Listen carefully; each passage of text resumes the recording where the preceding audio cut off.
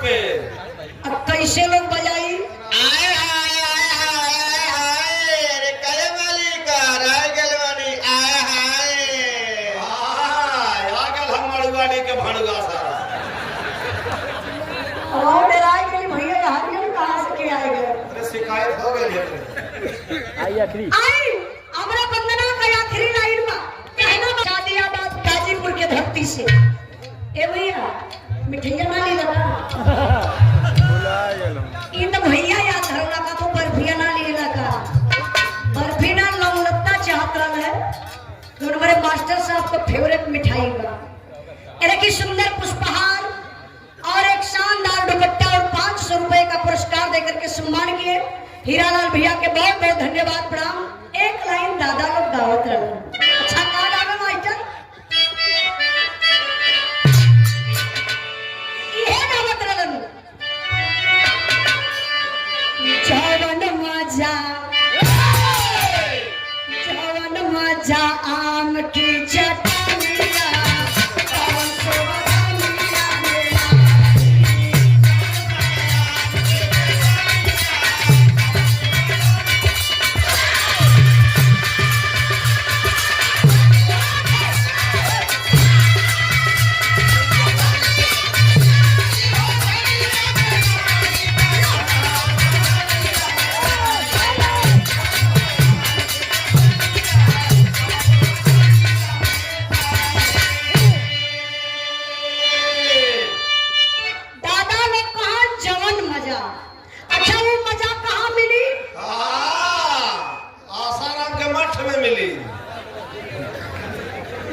यो नहीं का चेला बैठल ओ कोनो मठ कोनो मंदिर कोनो गुरुद्वारा में ना मिली। वो मजा मिली कहाँ ये गीत स्पष्ट बतावत बा जौने से हमारे नौजवान भाई लोगन के शिक्षा प्रति बात मिली कहना बा जवन मजा अपनी दुल्हनिया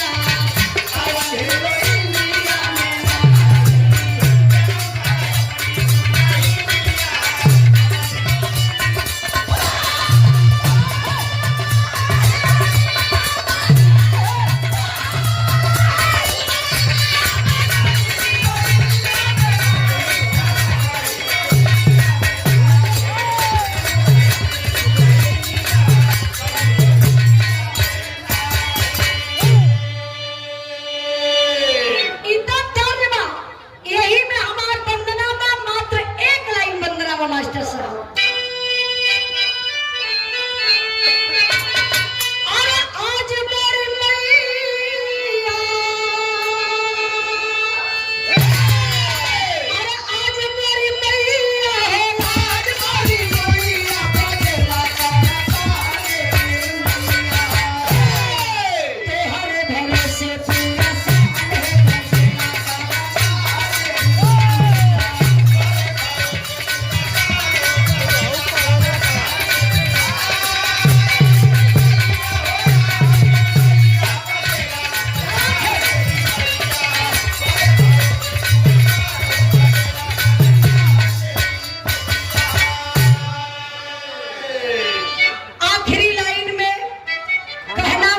कहा गेला ये बाबू ए मर्दे बैठो आप माननीय संचालक महोदय भाई और थामला पूर्णवासी पाल जी बाबूजी की तरफ से 100 रुपए शिक्षित लोग जहां कहीं भी रहेंगे वो अपने आप में मुकाम हासिल कर लेंगे। इसीलिए बताया जाता है बाबू पढ़ा लिखा होना बहुत जरूरी है। बिना शिक्षा के एक कदम आगे नहीं, बिना शिक्षा के एक कदम आप आगे नहीं बढ़ सकते। मैं बहुत बहुत धन्यवाद आपको देना चाहती हूँ श्री लक्ष्मीराम महाविद्यालय सालिकपुर सौरी गाजीपुर के धरती से। आज स्वागत करिए आप लोग भाई। हम कहीं ना जब ताली ना बजाई अगले जन्म में घूम घूम के बजाई। कहाँ लोग बजाई? रेलवे स्टेशन पे। अब कैसे लोग बजाई?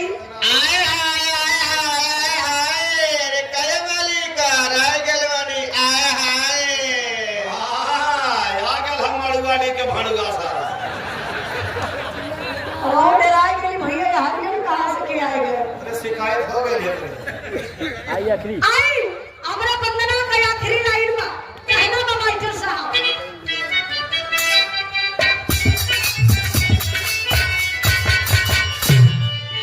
गुरुआ बिहारी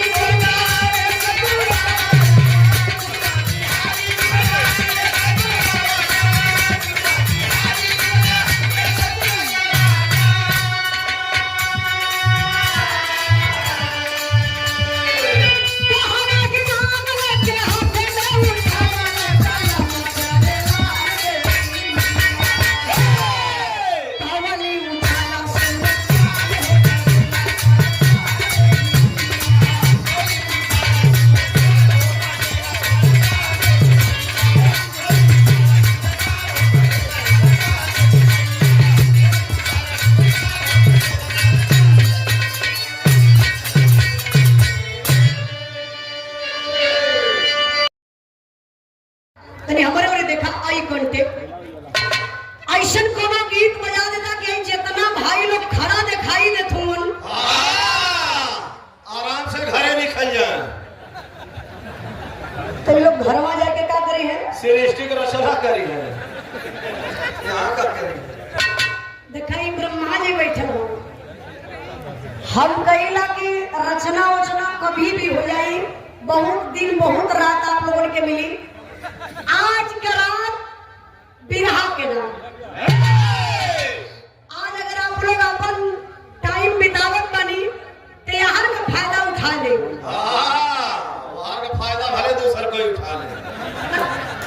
इसे डरवा देगा तो चल जाइए नहीं भैया। अरे सबके अपने परिवार में विश्वास बा। सब सोचत हम बिरहा सुना रहेगा हमारे मेहरारू सुरक्षित हुई। अरे भैया अब कल न्यूज देखली है, शादीशुदा जिंदगी भी बड़ी कष्ट में बीतत है। एगो बॉयफ्रेंड नहीं के बक्सा में बंद रहा, 3 घंटा वही बक्सा में बंद रहा। पुलिस प्रशासन आयल तो बक्सा तोड़ायल तब जाके तो वहां से निकलना। तो भैया एक कुल से आप लोग दूरी बनौले रही है। ये देखिए 100 रुपए का पुरस्कार देकर के सम्मान किए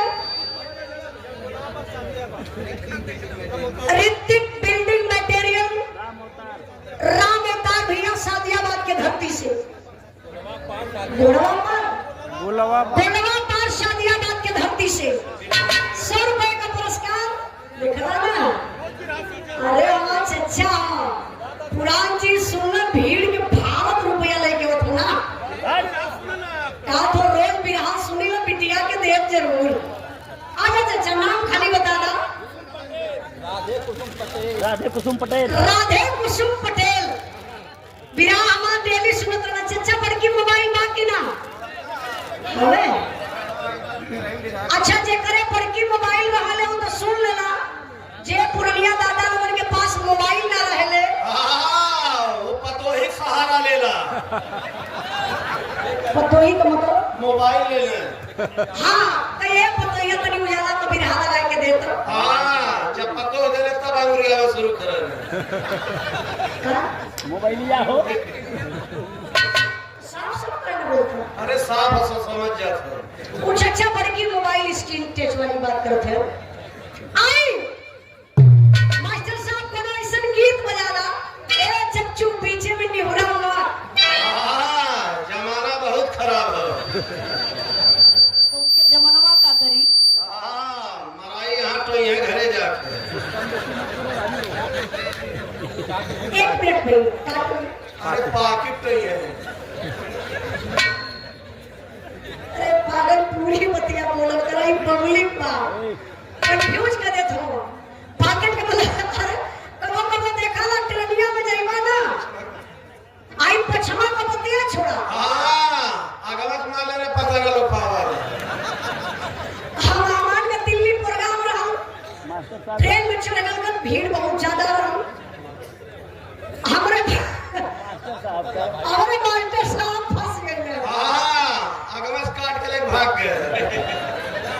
हाँ अच्छा तो भैया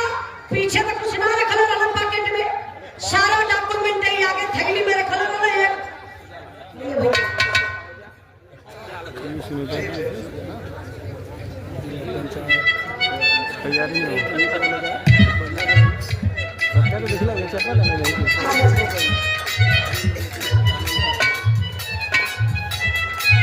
हमारे बड़े भैया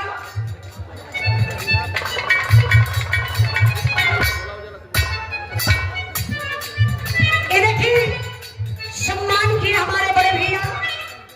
कोई भी प्रोग्राम रहता है, चाहे किसी भी कलाकार का प्रोग्राम हो, आप उस कार्यक्रम में पहुंच करके कलाकारों का सम्मान करते हैं। हमारे बड़े भैया आप माननीय पीयूष विक्रम यादव जी, आप जिला पंचायत सदस्य मनिहारी प्रथम से, आप जिला पंचायत अच्छा ये तरह लिख रहे हो, आपका भाई, आपका बेटा, आपका दोस्त, आपका सहयोगी हमारे बड़े भैया जी पीयूष विक्रम यादव जी, जिला पंचायत पद के प्रत्याशी, मनी 500 रुपए का पुरस्कार देकर के सम्मान किए। भैया के चरणों में बहुत बहुत प्रणाम, आशीर्वाद दीजिए।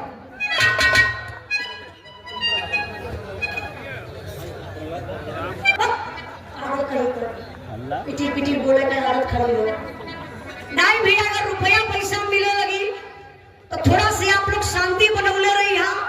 कैसे ही हमान का दुकानदारी हो, अक्सर ही दुकान हमान के रतिये में ज्यादा खुले ले फिर मैं कबू जैसे कि पहले का मतलब रात में प्रोग्राम ज्यादा होला, दिन में बड़ा कम होला, सही है ना। आई दुकान हमान का क्षण भर चली, लक्ष्मी जी बहुत कम चली, लक्ष्मी जी जल्दी थका जाती, लेकिन सरस्वती जी रात भर चली। ये लिए आप लोगों से निवेदन करें कि थोड़ा से शांति बनवने रही है। सम्मान की हमारे आप मानव धर्म प्रसार समाज सेवी संस्था संत श्री गंगा रामदास जन्मभूमि मुरैनी की मुरैनी मुरैनी की तरफ से आप भैया जी की तरफ से आप ही के देख रेख में कार्यक्रम हम कलाकारों का हुआ।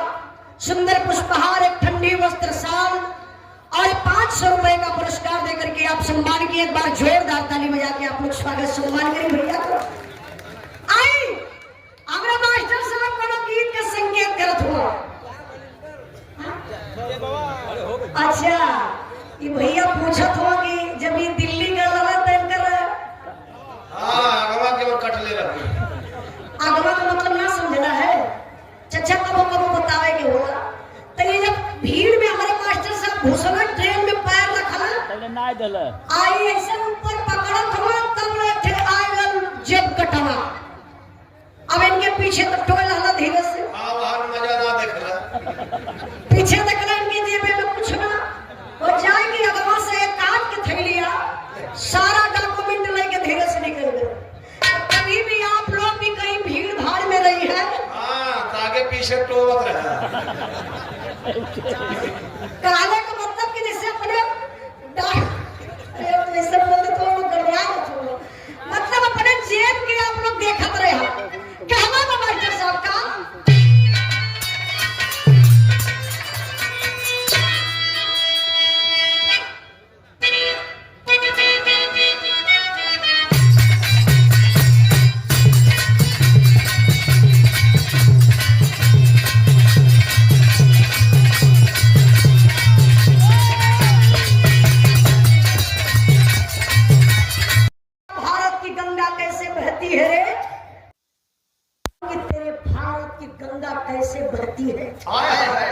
खींच के तलवरिया बाबू चलौलस हो, यह हेमराज का दहिनी बहिनी खचाक से काट लिया। जब बाह कटल तो शरीर का बैलेंस बिगड़ गया, शरीर से खून निकल के जमीन पर पौटक पा, जैसे ट्यूबवेल से पानी गिरेगा। अब ऐसा जमीन पर खून पौटक पा, ये पपिया वाला देख ले, यही है तेरे हिंदुस्तान की गंगा। अगर साला तू बता दिया होता तो तेरे साथ में ऐसा कष्ट ही नहीं करता। ये तो नहीं कही के बाबू लेके तलवरिया सुधाकर के तरफ चल, खंभे में बधा हुआ जवान कलेजा कांप गया। आवत बाबा भी पहले बाह के काटी।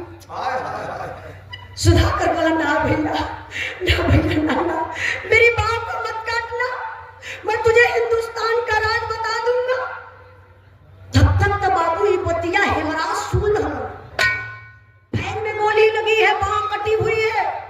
हिम्मत नहीं हारा जवान, सोच गया कि अरे भाई अपने जान के लिए गद्दारी करेगा क्या। वो घायल अवस्था में चिल्ला करके बोला जवान, ना ना रे भाई सुधा करना, तुझे झंडे तिरंगे की कसम, तेरी वर्दी की कसम, धरती माँ की कसम, अरे पगला एक भी हिंदुस्तान का राज मत बताना रे, जान तो अकेली जाएगी, हिंदुस्तान और हिंदुस्तान के लोग तो सुरक्षित रहेंगे, तो हिंदुस्तान को खतरे में डाल रहा है। तब ने ये पपिया का कैलस आतंकवादिया दौड़ के पहुंचल सुधाकर के पास, जाय के अपन कनमा और सुधाकर के मुहवा तर लगोलस कि जवान डर रहा है, हिंदुस्तान का राज बताएगा, लेकिन बार हिंदुस्तान का फौजी जवान, हिंदुस्तानी खून बा, लेकिन क्या कर सकता, वो तो खंभे में बधी हुई शरीर, लेकिन हिंदुस्तानी खून बढ़ गया। खेखार के और पपियवा के मुहावा पर सुधाकर यही है मेरे हिंदुस्तान का राज, अब जो करना सो कर ले, मुझे जीने मरने का कोई गम नहीं है। कहलो सातन कर दिया, अरे साला भैया भैया ए सफेद सफेद शर्ट वाला भैया जैकेट वाला भैया बैठा था, बैठ जा। आप राजू चौधरी धुआरजू बड़े भैया जी की तरफ से बेरस के भाव पर 200 रुपए का पुरस्कार, भैया के बहुत बहुत प्रणाम। तनी पिराहा पर ध्यान रहे बाबू, ये आतंकवादियों का सरस साला उससे पूछा तो हिंदुस्तान की गंगा दिखाया, साला तुमसे पूछ रहा हूं मेरे मुंह पर थूक दिया नहीं, ले मेरे हाथ से गिफ्ट खींच के तलवरिया चलौला से भैया यह सुधाकर का गर्दन ये काटिल है। वही नशा में तलवार लेके आयल भागल हेमराज का भी गर्दन काट दिया। दोनों जवानों का गर्दन मार दिया, जैसे फुटबॉल छटकता ऐसे छटक के गर्दन उतना दूर पर गया। वही तलवरिया से बाबू दोनों जवानों का पेटवे चीर दिया, पेट चीर के पेट का सारा सिस्टम निकाल के बाहरे फेंक दलस, हे पेटवा के फुक्खा बना दलस। काहे बने ओहू में राज भाई, एक भयंकर बम हेमराज के पेट में, एक दूसरा भयंकर बम सुधाकर के पेट में रख के वो पापी सिलाई कर दिया, वर्दी पहना के लसिया लियाई के रातों रात हिंदुस्तान सीमा में कगैल सो जानत हो कहे ए लिए बम रखले रहल कि हिंदुस्तान का जवान जब लाश के साथे छेड़छाड़ करी है, लाश के उठावल चाहिए, विस्फोट हो जाई, जितना आसपास जवान रही है सब मारल जाइए, इसलिए वो पापी बम रखे थे। लेकिन ये गर्दन कहाँ है, सर कहाँ है, वो पाकिस्तान में। कई दिन बीत गया, खलबली मच गई, सीमा पे दो जवान गायब, कहाँ चले गए पता नहीं चल रहा है। कई दिनों के बाद कुछ जवान जब झाड़ी की तरफ जाते हैं, दोनों जवानों का पैर देखते तो आवाक हो जाते हैं, बोले भाई देख मुझे लग रहा दो जवान यहाँ सोए हुए हैं। आगे कदम बढ़ाते हैं, थपने का कदम पीछे हट गया। क्यों? पेट काफी ऊंचाई में सूजा हुआ है, बाह कटी हुई है, गर्दन का पता नहीं है। जवान समझ गए भाई देख खतरे से खाली नहीं है, दाल में कुछ काला है। अगर वो जवान उस लाश को उठाते तो शायद बाबू विस्फोट हो जाता, चला हो जाए शाम और जवान मारे जाते। लेकिन चेकअप करने वाली मशीन आई तो उस बम को सुरक्षित निकाला गया। कैंप में ले जाए के जवान सब लसिया के भैया हो कभी मनावत हुआ। यहाँ का बात आप लोग छोड़ दिया, तनी से दिमाग आप लोग लेके चला मथुरा में।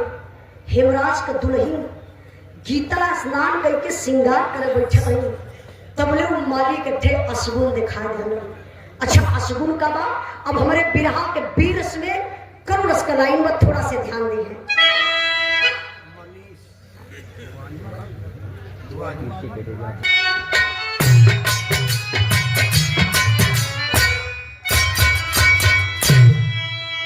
गीता के हाथवा से गिरल बिटिया हो, गीता के हाथवा से गिरल बिटिया कैला से नुरावती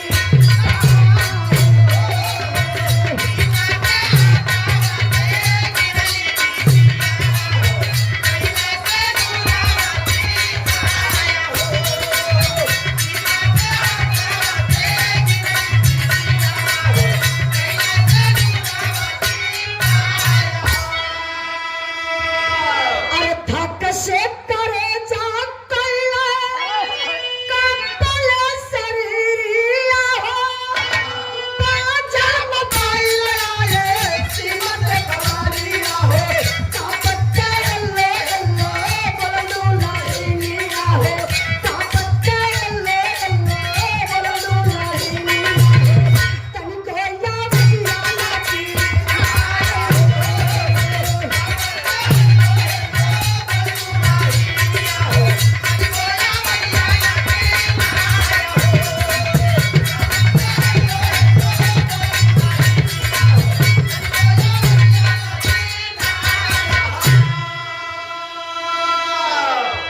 गौर करे बाबू, गीता बेचारी स्नान करके श्रृंगार करे बैठल है, बरवा चोटी कैली, हाथ में सिंदूर का डिबिया लेके मांग में लगावे गईली। भैया हो तबले तो शरीर अंदर से कांपड़, सिंदूर का डिबिया हाथ से छूटल, सिंदूरवा जमीन पर बिखर गया। दुल्हन का कलेजा धक से कैलस, ऐसा अचारा से सिंदूरा बटोरत है, मालिक के मनावत है कि हमरे सोनू के पापा पर कोनो आफत विपत ना आवे। तबले तो भैया सीमा से फोन आ ही गया, लेकिन नंबर चेंज बा, नया नंबर बा। दुल्हनिया फोन रिसीव कैली, पहला वर्ड बोली हेलो, सोनू के पापा। सीमा से आवाज आई, नहीं नहीं मैं सोनू का पापा नहीं हूँ। हाँ तो आप कौन? मैं हेमराज फौजी का मेजर बोल रहा हूँ। क्या ये फोन हेमराज फौजी के घर लगा है?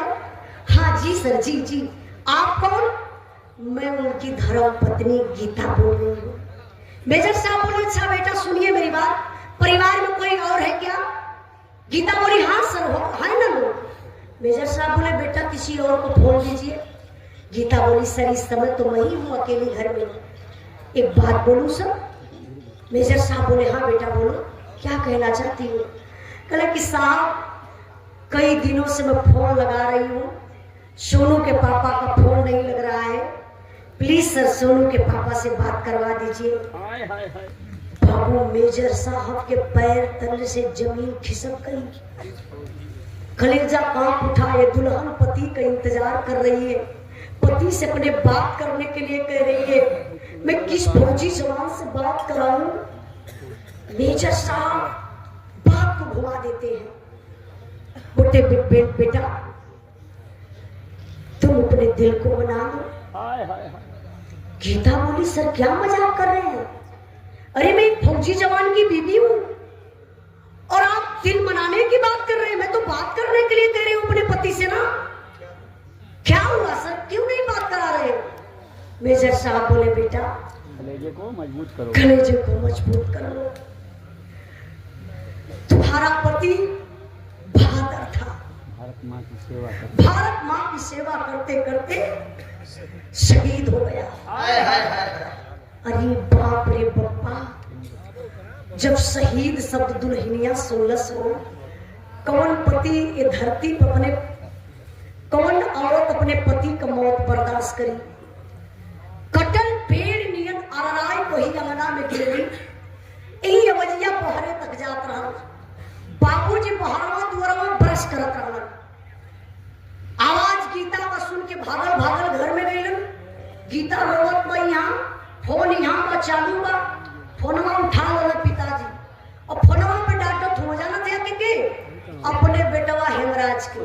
सोचत हो कि बेटा का फोन बा, कहले हेलो, अरे बेटा हेमराज, अरे पगला बहू के का कदले की अंगना में गिर के रोवत बा।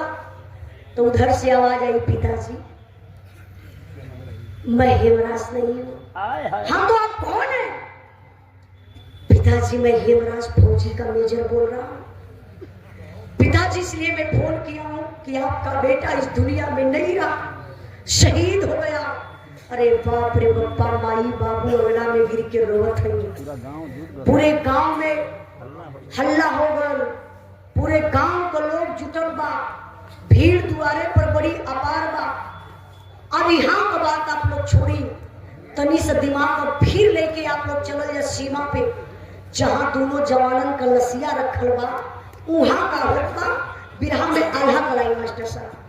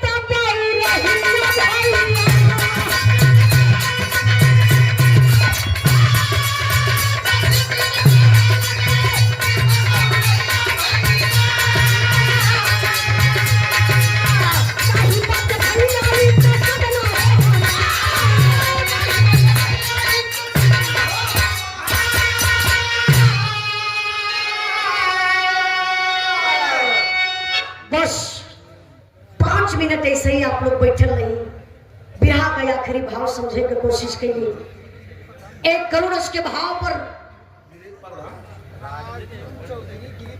आप माननीय राजू चौधरी, दिलीप प्रधान, ध्रुव अर्जुन के धरती से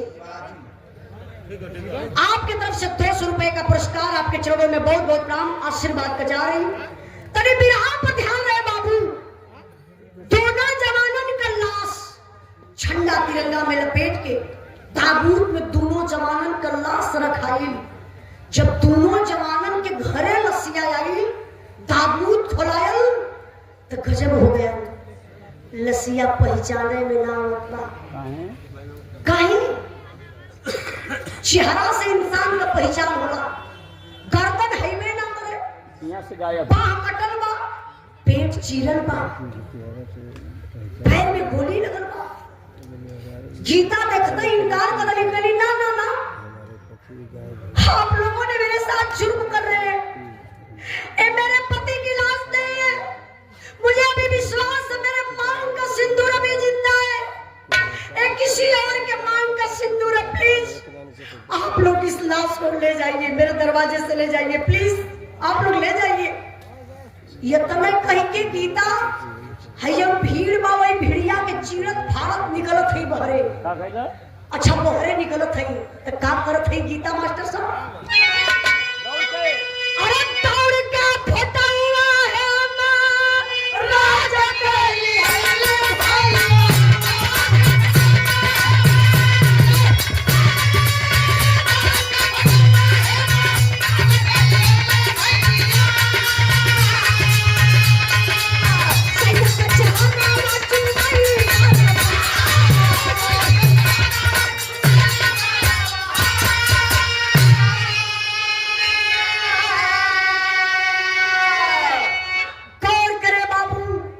गीता जब दौड़ल जात बनी भीड़ के बीच से, तो भीड़िया पूरा गीता के लोग देखने लगल।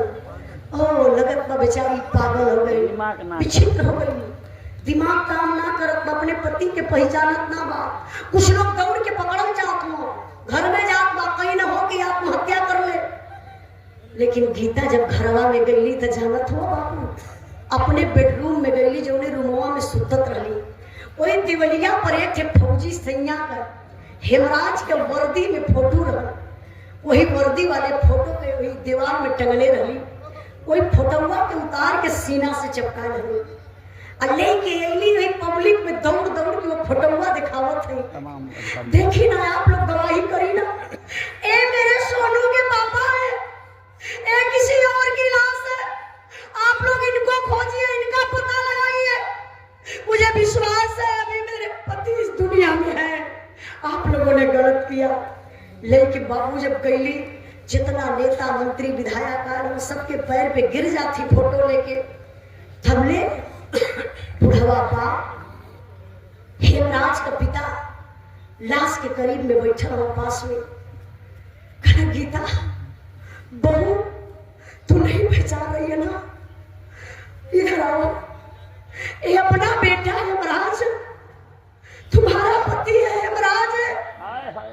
पहचानने से इनकार कर रही हो। यही जमाने के लोग बड़ा मजा लेंगे। पति शहीद हो गया, नहीं पहचानी। पैरवा बाबू, पैरवा से एक कफन पिताजी हटौलन।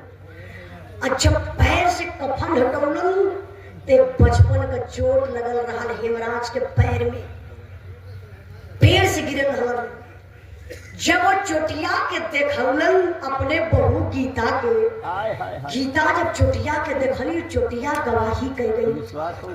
विश्वास हो गल गीता के, रे ये तो हमारे ही पति सोनू के पापा।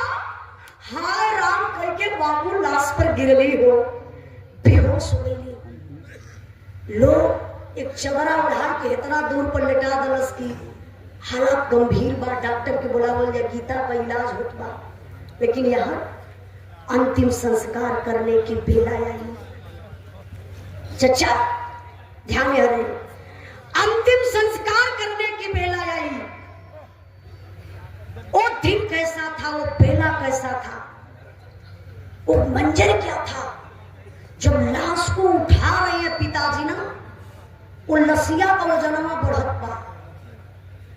लसिया दूसर के उठावे तो झट से उठा ले, लेकिन पिताजी लसिया उठावा तो उठा ही ना पावे। 3 बार बुढ़वा बाप कोशिश कैले लाश उठावे के, तीनों बार लाश जमीन पर गिर गई। तब पिताजी हिम्मत हार गए।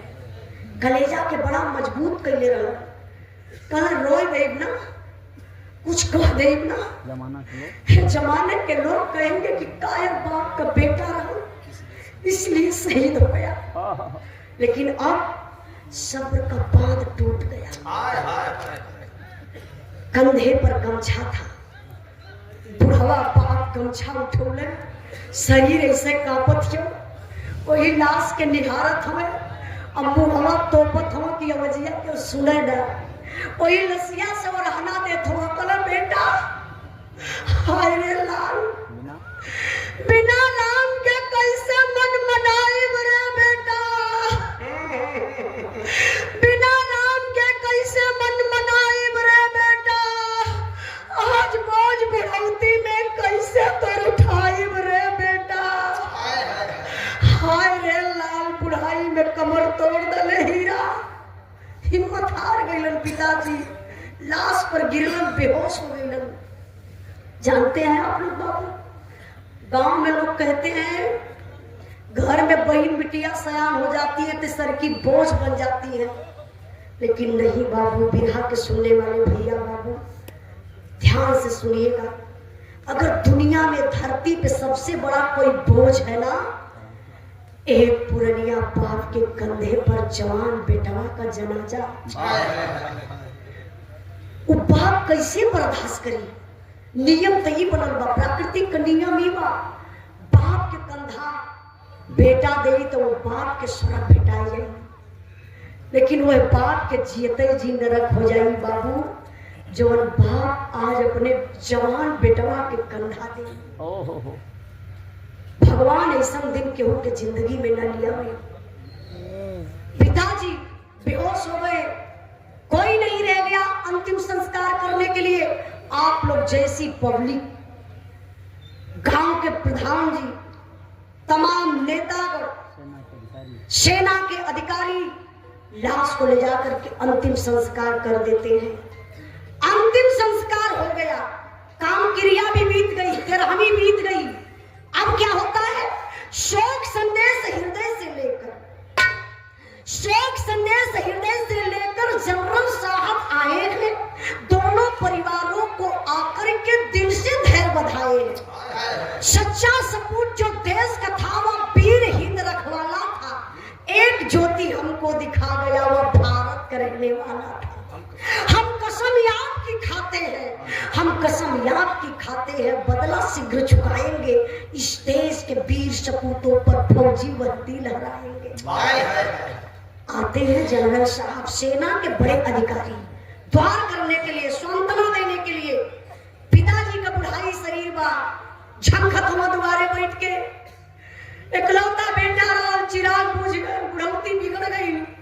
तो जनरल साहब कहते, पिताजी आप टेंशन मत लीजिए, हम लोग आपके साथ हैं।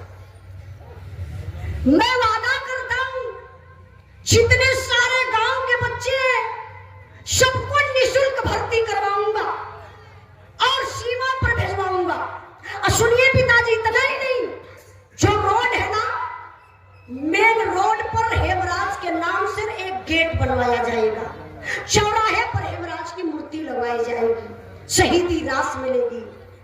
बुढ़ापा सोना रे कापत का बोल रहे, हथवा जोड़ने लगे, साहब कहो साहब भर्ती दे देवे का हाथ हुआ, मूर्ति का हाथ हुआ, कहो साहब हाई लाल लोग भर्ती हो जाए,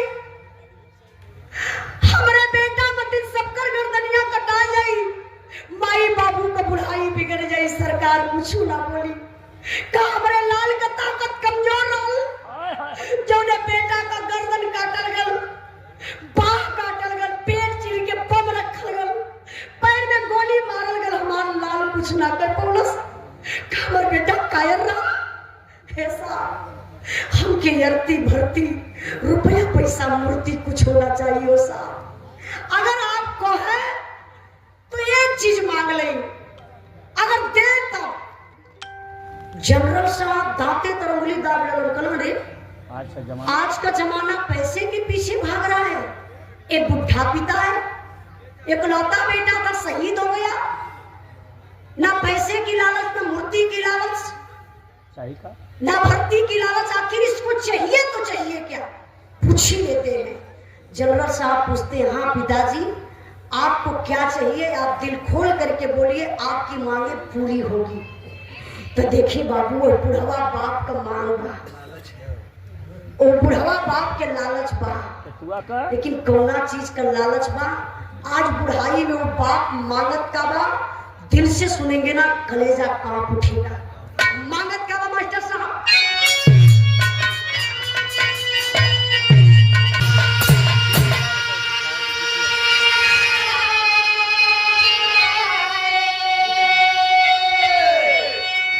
बुढ़वा बाप कापस शरीर, लड़खड़ा जुबान से बोलत हुआ, साहब धन दौलत रुपया पैसा कुछ, धन दौलत रुपया पैसा हमें कुछ ना चाहिए साहब। आखिरी वर्डवा हमारी है, हमारे हिंदुस्तान का दुश्मन पाकिस्तान बा साहब। पाकिस्तान वाला हमारे लाल का गर्दन काट के अपने पाकिस्तान में रख ले बा साहब। जबले जियब तबले मुआ, घुट घुट के मुआ।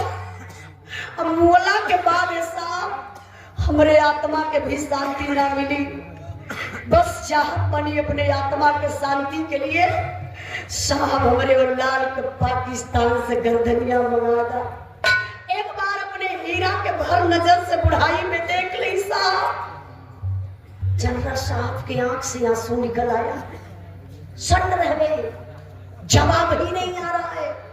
लेकिन इस बात को आप लोग जानते होंगे, एक कोई काल्पनिक कहानी नहीं है जो मैं बता रही हूं आप लोगों को। जिस समय अपने भारत के प्रधानमंत्री नहीं थे, उस समय प्रत्याशी थे, आप लोगों के बीच में आया करते थे, भाषण दिया करते थे कि भाइयों बहनों टेंशन मत लीजिए, जिस दिन देश का मैं भारत का बेटा हूँ। जिस दिन मैं प्रधानमंत्री बन जाऊंगा, 2 सर की तो बात छोड़िए, मैं पाकिस्तान से 10 सर लाऊंगा हिंदुस्तान में। लेकिन आज तक 10 सर का वादा आपकी है, अभी तक वो 2 गर्दन अभी हिंदुस्तान में नहीं आया, जो कि हिंदुस्तान के जवानों का गर्दन है। कहाँ सरकार सोई है? यही है सौतेला व्यवहार। यही है सौतेला व्यवहार हमारे फौजी भाइयों के साथ। आज देख रहे हैं आप लोग, अब तक गरीबों के झोपड़ी पर बुलडोजर चलता था। देखिए कोई राजनीतिक मंच नहीं है, फिर मैं उस बात को कह रही हूँ।